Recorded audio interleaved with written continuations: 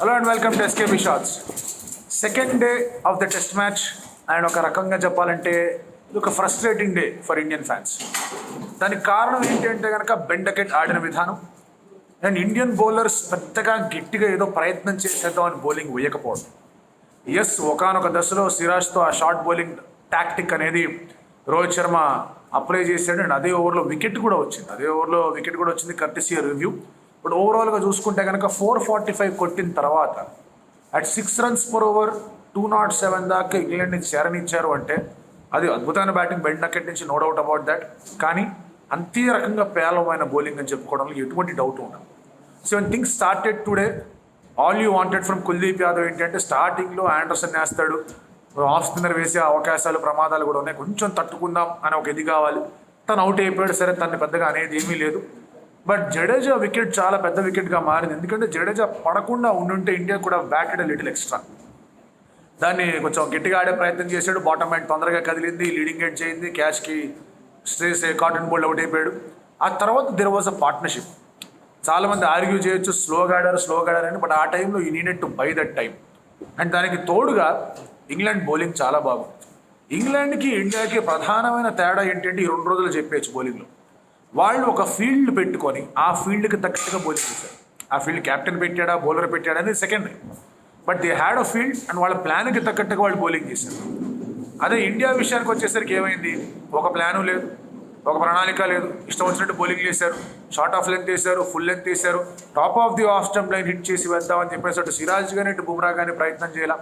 ఆ తర్వాత అశ్విన్ ఎందుకంత డిలేడ్గా ఇంట్రడ్యూస్ అవ్వబడ్డాడు కూడా అర్థం కాలేదు. దాని జడేజా ఇంకా కొంచెం డిలేడ్గా ఎందుకు ఇంట్రడ్యూస్ అయ్యాడో అర్థం కాలేదు. ఆ తర్వాత అశ్విన్ ఒక 5 overs స్పెల్ వేసిన తర్వాత మళ్ళీ ఎందుకు తనకి ఎక్కువ గ్యాప్ ఇచ్చాడో అర్థం కాలేదు. You are talking about a 5 overs spell Indian స్పిన్నర్కి ఇటువంటి కండిషన్స్ మీద. And completely disappointed with the way Indian bowlers got rotated. నిన్ననే మనం మాట్లాడుకున్నాం, రోహిత్ శర్మ కొట్టిన సెంచరీ డెఫినెట్లీ క్యాప్టెన్గా కూడా మూసుకుపోయిన తలుపులన్నింటినీ కూడా తెరుస్తుంది, will come at as a different captain అని. అన్ఫార్చునేట్లీ Day 2 అది చూడడానికి అవకాశం రాల. ఎస్, ఒకనొక సిచ్యువేషన్లో ఆ షార్ట్ బాల్ టాక్టిక్ అనేది వర్కౌట్ అయింది. చాలామంది అనొచ్చు బెన్ స్టోక్స్ని కాపీ కొట్టాడని. బెన్ స్టోక్సే కదా, చాలామంది పీపుల్ చేశారు. స్టీఫెన్ ఫ్లెమింగ్ ఇండియా వచ్చినప్పుడు చేశాడు, రికీ పాంటింగ్ దాన్ని ఇంప్లిమెంట్ చేశాడు. అంతెందుకు ధోని లార్డ్స్కి వెళ్ళినప్పుడు ధోని కూడా అదే టాక్టిక్ చేశాడు. ఇషాంత్ శర్మ 7 వికెట్లు తీశాడు లార్డ్స్ టెస్ట్ మ్యాచ్లో. People have been implementing that tactic against India. ఒకటే అడ్వాంటేజ్ బెన్ స్టోక్స్కి ఏం కనిపించిందంటే మార్క్వుడ్ దగ్గర ఎక్స్ట్రా పేస్ ఉంది వేయడానికి. అంటే అది కూడా 3-4 ఓవర్లే చేశాడు. ఆ 3-4 ఓవర్లో దెర్ వాజ్ సక్సెస్ కూడా. అంటే ఆ సక్సెసెస్ ఎలా వచ్చాయి, క్యాచ్ల అవకాశాలు వచ్చాయి, వాళ్ళ అవకాశాలు చేదార్చుకున్నారు. అక్కడ ఒకటి పోప్ వదిలేడు, ఒకటి స్టోక్స్ వదిలేడు. పోప్ అయితే ఈజియర్ క్యాచ్, స్టోక్స్ కొంచెం కష్టంగా వచ్చింది కానీ జురేల్ది. సో ఆ ఆర్గ్యుమెంట్ కూడా రావచ్చు, జురేల్కి 2 అవకాశాలు వచ్చాయి కదా, ఇక్కడ డన్ బెటర్ అని చెప్పేసి రావచ్చు. కానీ యంగ్స్టర్ ఫస్ట్ గేమ్ ఆడుతున్నాడు అండ్ అప్పటికే వికెట్లు పడిపోయి ఉన్నాయి. అలాంటి పరిస్థితిలో అటాక్ చేయాలి, రన్స్ రావాలనే ప్రయత్నం కనిపించింది. సో అందుకే ఆ లేట్ కట్ ఆడే ప్రయత్నంలో కాస్త లేట్ అయ్యాడు, దానివల్ల అవుట్ సైడ్ నుంచి తీసుకుంది, అవుట్ అయ్యాడు. But I think he played well, he made most of what the opportunity was. Situation ఏంటి అనేది తనకి కొంచెం అనుగుణంగా మాట్లాడాలి అంటే కనుక పిచ్ కూడా కాస్త ఫ్లాటర్ సైడ్లో వచ్చింది తనకి. సర్ఫరాజ్కి ఇట్ హాస్ బీన్ పిచ్ పరంగా it has been lovely debut. కాకపోతే సిచ్యువేషన్ పరంగా it was not easy for. అందుకే సర్ఫరాజ్ ఆడిన ఆటని, ధ్రువ్ జురేల్ ఆటని రెండింటిని కూడా మెచ్చుకోవాలి. అండ్ జురేల్ చూపించిన కంపోజర్ కానీ, జురేల్ చూపించిన టెక్నికల్ టెంపర్మెంట్ కానీ, అశ్విన్తో కలిసి ఆడిన విధానం చాలా బాగుంది. కానీ మళ్ళీ అశ్విన్ ఏదైతే ముందుకు వచ్చి అవుతాడు, అదే బాల్లో 6 వచ్చింది. ఆ ఓవర్లో రెహాన్ అహ్మద్ ఓవర్లో ఫస్ట్ బాల్ 6 కొట్టాడు. మనోడు ముందుకు వచ్చి మిడ్ వికెట్ నుంచి ఆడదాం అనుకున్నాడు, బ్యాట్ స్ట్రైట్గానే వచ్చింది, బాటమ్ హ్యాండ్ తిరగలేదు, స్ట్రైట్ కొట్టాడు, చేతిలో కొట్టాడు, అవుట్ అయ్యాడు. అశ్విన్ పడకుండా ఉండున్న ఇండియా కాస్త ఎక్స్ట్రా బ్యాటింగ్ చేశాడు. బుమ్రాని మెచ్చుకోవాలి, ఎందుకంటే బుమ్రా వచ్చి అక్కడ ఫుల్ షాట్ ఆడటమే కాదు, స్లాగ్ ఆడటమే కాదు, 6 కొట్టాడు, 4 కొట్టాడు, బాగా ఆడాడు. ఆ లాస్ట్లో 30 రన్లు వచ్చాయంటే కనుక బుమ్రా అండ్ సిరాజ్ చొరవేది, లేదంటే ఇండియా 400కి అయిపోయింది పరిస్థితి. ఆ 445 runs రావడం చాలా important. And England started with 5 directly, ఎందుకంటే అశ్విన్ వల్ల పెనాల్టీ వచ్చింది. అశ్విన్ పిచ్ మీద పరిగెత్తాడు, 2 సార్లు పిచ్ మీద పరిగెత్తగానే అంపైర్ పిలిచి నాయనా బాబు ఏంటిది అని చెప్పి పెనాల్టీ ఆపోనెంట్ టీంకి ఆఫర్ చేయొచ్చు. అలిస్టర్కి ఒక మాట నాడు, కావాలని చేశాడు అశ్విన్ పిచ్ని డ్యామేజ్ చేయడానికి అని. ఈ ఒక్క మాట అశ్విన్కి చూపించాడు, ఎందుకంటే ఐ థింక్ అశ్విన్ చూసున్నాడు ఇది. అశ్విన్కి చూపించుంటే అశ్విన్కి ఎక్కడ కాలాలో అక్కడ కాలుతుంది. అప్పుడు అద్భుతమైన రీతిలో ఇంకా బాగా బౌలింగ్ చేస్తాడు. In fact he has been the pick of the bowlers ఇప్పుడున్న వాటిలో. సరే ఒక రివ్యూ తీసేసుకుని వెళ్ళిపోయాడు, అది వేరే విషయం. కానీ లాస్ట్లో బెండకెట్ డెస్పరేట్ రివ్యూ అది. కానీ he has been the pick of the bowlers. ఇబ్బంది పెట్టాడు, తనని అటాక్ చేశారు కాదనట్ల, ప్రతి ఒక్కరిని అటాక్ చేశారు. బట్ తన వేస్తున్నప్పుడు వికెట్ వచ్చే అవకాశం చాలా గట్టిగా కనిపించింది. Bumrah had an off day today. Happens, ఎవరికన్నా కూడా ఒక ఆఫ్ డే అనేది ఉంటుంది. ఆ ఆఫ్ డే ఉన్నప్పుడు డెఫినెట్ వాళ్ళకి చెప్పాల్సింది ఏంటంటే come on, it is your turn, ball old అయింది అండ్ మళ్ళీ టుమారో ఇస్ ఫ్రెష్ స్టార్ట్. 100 మీద ఉన్నా 0 మీద ఉన్నా మళ్ళీ మొదటి నుంచి మొదలు పెట్టాల్సిన అవసరం ఉంది, మళ్ళీ ఫ్రెష్ గార్డ్ తీసుకోవాలి. So 2-3 more wickets in the first over, definitely India వైపు మ్యాచ్ తిరగచ్చు. మనం నిన్న సాయంత్రమే మాట్లాడుకున్నాం దట్ ఇంగ్లాండ్ చాలా ఫాస్ట్గా deal comment to the squad, deal comment to the match. In fact వాళ్ళు అదే రీతిలో ఫాస్ట్గా వచ్చారు, వాళ్ళకి ఇండియా బౌలింగ్ కూడా కాస్త హెల్ప్ చేసింది. So tomorrow India should have a plan. వాళ్ళు ఎలాగైతే ఆ షార్ట్ బాల్ టాక్టిక్ వర్కౌట్ అయిందో, ప్రాబ్లీ జో రూట్కి లోపలికి తీసుకొచ్చే టాక్టిక్ వర్కౌట్ కావాలి. ఒక బాల్ ముందుకు వచ్చి కొంచెం స్టెప్ అవుట్ ఆడే ప్రయత్నం చేశాడు. ఈ లుక్డ్ వల్నరబుల్, అందులో డౌటే లేదు. 2-3 ఫుల్ టాస్లు వేస్తే ఎవడన్నా పీక్తాడు, కానీ అలాంటి డెలివరీ చేస్తే మాత్రం ఇబ్బంది ఉంటుంది. ఐ థింక్ సిరాజ్ ఉన్న మొమెంటంలో Siraj and Ashwin can start the proceedings. లేదు బుమ్రాతో స్టార్ట్ చేద్దాం అనుకుంటే బుమ్రాతో స్టార్ట్ చేసి అశ్విన్ షుడ్ స్టార్ట్. అశ్విన్ వేస్తానే ఉండాలి బౌలింగ్. జడేజా బౌలింగ్ చేస్తున్నప్పుడు కాస్త టర్న్ అండ్ గ్రిప్ కనిపించింది, కానీ అన్ఫార్చునేట్లీ రైట్ హ్యాండర్స్ ఆడుతున్నప్పుడు అది అవుట్ సైడ్ లెగ్ స్టంప్లో కనిపించింది. కాబట్టి అప్పుడే జడేజాని తీసుకురావాల్సిన ఆలోచన అనేది కొంచెం వెయిట్ చూడొచ్చు. అఫ్కోర్స్ డకెట్ ఉన్నాడు కాబట్టి జడేజాని కూడా తీసుకొని రావచ్చు. But Ashwin has a better success rate. Ashwin వచ్చి మొదటి వికెట్ తీశాడు, అశ్విన్ వచ్చి ఆడాడు కాబట్టి ఆ వికెట్ తీశాడు కాబట్టి ఇండియాకి బ్రేక్ త్రూ అనేది వచ్చింది 90 దగ్గర.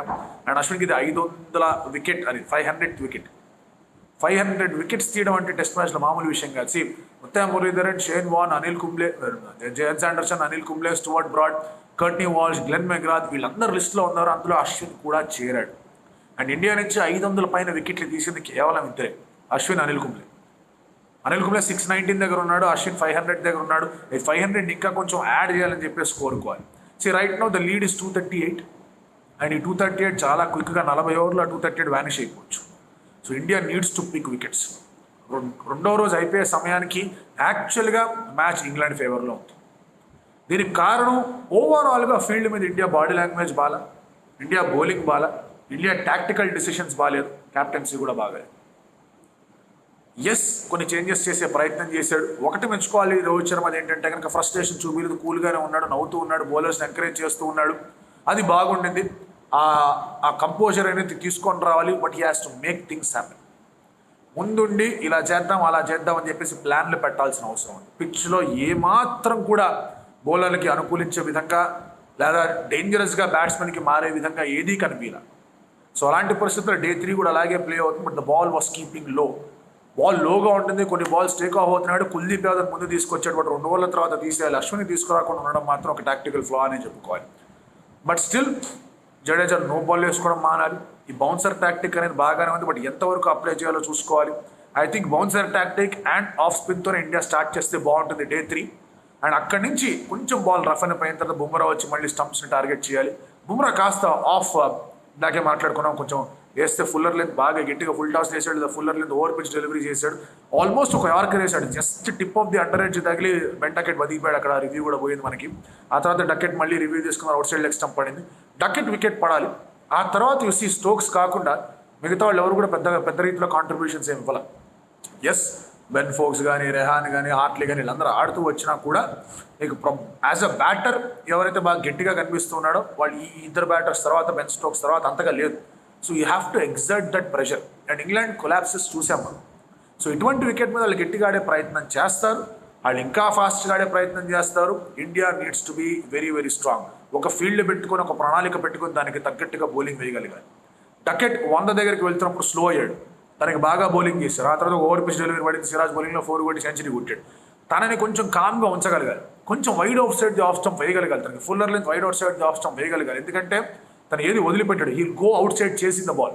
సో అటువంటిప్పుడు స్లిప్పులు పెట్టుకుని వేయండి 2-3 బాల్స్, లేదా బౌన్సర్ టాక్టిక్ చేస్తారా వేయండి. But have a plan. నాకు తెలిసినంత వరకు 2-3 బౌన్సర్లు వేసి ఒక ఫీల్డ్ పెట్టుకోవాలి, ఒక ఎక్స్ట్రా కవర్, 2 స్లిప్, ఒక గలీ పెట్టుకొని wide outside the off stump ball వేయాలి. వేస్తే పడుతుంది వికెట్. లేదంటే Bumrah should bowl wide outside the off stump, fuller length deliveries చేస్తూ ఉండాలి. Siraj should bowl the shorter pitch deliveries. So టాక్టికల్గా రోహిత్ శర్మ చాలా చేయాలి. ఒకవేళ బౌన్సర్ వేద్దాం అనుకుని it has to be Siraj and Ashwin. లేదు ఇది స్టార్టింగ్ వచ్చారు కాబట్టి లెట్స్ మేక్ దెమ్ డ్రైవ్ అనుకుంటే కనుక Bumrah and Ashwin. So tactic ఎలా ఉంటుందో చూద్దాం. Till then